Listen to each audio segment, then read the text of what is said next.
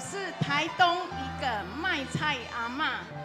明天是我们选总统的日子，希望乡亲父老大家眼睛要睁大一点。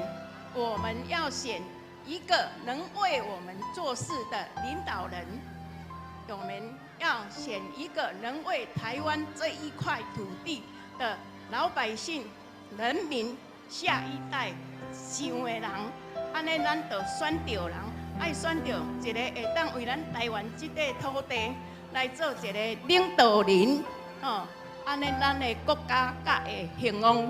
你讲对唔对？2号共选。